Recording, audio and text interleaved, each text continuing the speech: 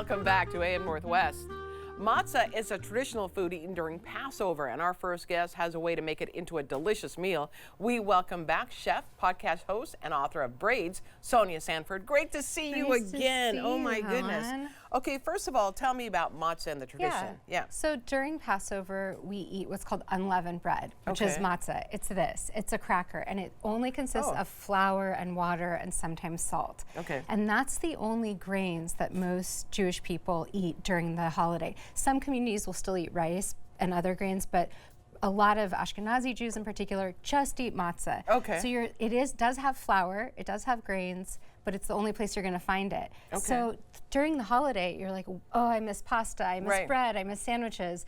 And there's a tradition of making what we call matzah lasagna. I love it. So that's Matzah. Okay, I so love that's what it. we're gonna make. Okay. And also, this is a great way to use up leftover matzah.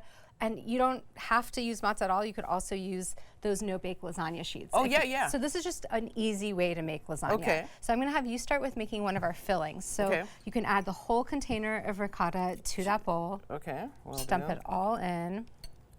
Ricotta, love it. And because we're using just a lot of simple ingredients, we want to get flavor wherever we can get it. Oh, sure. So I add fresh thyme to my mixture and fresh basil. Love it. You're going to add, you can just put that anywhere. Okay. We'll get that out of your way. Okay. Then you can crack an egg in there. You bet. And I'm going to keep adding thyme while you're doing that. Okay. I put it into this separate container because I will always get a shell in there if I'm not careful. Oh, that's actually good. Did you get a shell? I did. Wow. Dang it. Oh, do you see it? Do you know the trick for getting a shell out? No, tell me. Use the shell. Okay. So if you use the shell, you can. You got it. You can stick. You got it. I got it. Almost. All right, we won't take too much time. Okay, there we go. All right, so to get the thyme off this is all washed. I just pull down. Perfect. And the thyme comes off. You can work on that. Okay, we'll do. Do a few more sprigs. We want a lot of herbs. This is really about getting maximum flavor into a few simple ingredients. Okay. The other thing I'm going to do is chop up some basil while you take the thyme off of its stem. And I'm just roughly chopping this basil. And the basil's so fragrant, it's going to do so much, and we're going to add a lot. This recipe calls for a whole cup of chopped basil. You know, you made that thyme thing look easy. Oh, it's hard? It's not as I thought it would be. All right, let's do it together. So you hold it, and then you, oop. Oh, all right. Okay. Not as easy for me either. Because this is how I do it as well, but okay, there we go. It could be because it's very delicate fresh thyme. There you go. All right, so we have our herbs and our egg, and then we want to add salt and pepper. We always want to season everything. Sure. And then mix that well, and then we're going to start. That smells so good. Right? Yeah. The little bit of basil goes a long way. Yeah. Yeah. And it's going to take something that's very simple like matzah and make it taste fresh. Yes. Matzah's really bland tasting, Yeah. which kind of like tofu means it can absorb a lot of flavors. Yeah. That makes sense. Okay. All right, so then we're going to start layering our matzah lasagna. So you can use any tomato sauce you like. Okay. You can make your own tomato sauce if you want to be extra and add a little bit more flavor. I'm using just a store-bought tomato sauce. Okay. I layer the easy bottom. enough. Yeah. And then I'll have you break apart the sheet just like in half and stick that in the bottom so it fits. Okay. There you go. Like that? You can make just a single layer, however it's going to fit. Okay. Doesn't have to be, Oops. There we go. There we go.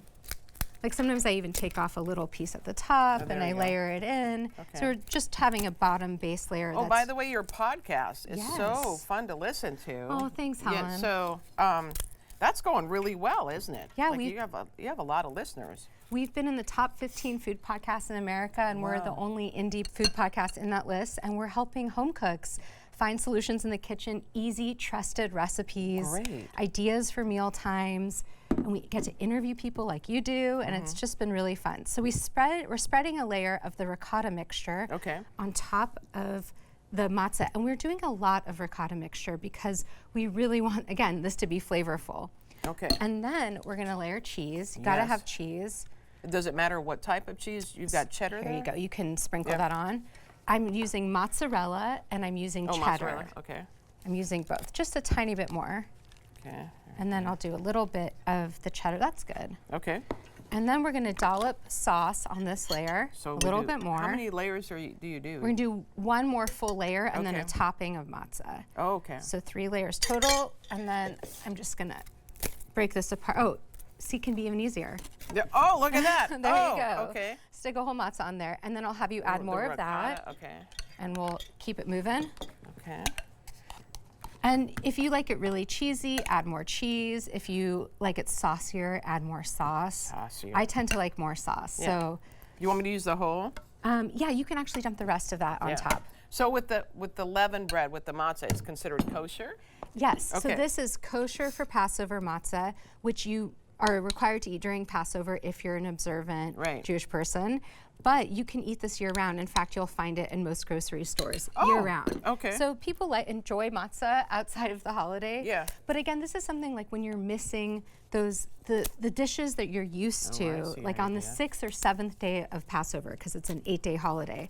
That's when you usually want to make matzah pizza, matzah nachos. Your director of the show told me about his matzah nachos, and I thought, oh, that's delicious. Oh, that sounds great. Yeah. Okay, and then we top it with just a final layer of cheese, and we pop that in the oven. Okay. And you can do parm. Oh, there we go. We have one ready to go. So we'll put this in. Yes. And at what temperature? For how long? 375. Okay. For about 30 minutes covered, and then another 15 uncovered, because look, it gets nice and brown. Oh, look at that. And that's what you want. Okay. And then you can scoop out just like you would any. It smells so, I mean, it smells like lasagna. Right. It's lasagna. I mean, it really does the trick when you're missing pasta. Wow, look at that. Don't burn yourself. It's a little hot. A little hot, I know, right? But the texture looks great too. Yeah, look at that. Wow. That's really good. Thanks, I Mom. wouldn't know that it had the matzah crackers there. It's a really good substitute for pasta. Yeah. Like to me, it would be pasta. That's excellent. Thank you, That is just excellent. Okay, we're going to put the recipe on our website at k2.com. The book again is titled Braids. The podcast is called Food Friends. Sonya Sanford, always good to see you. So good to see you. All right, we'll be right back with more AM Northwest. Don't go away. That is really good.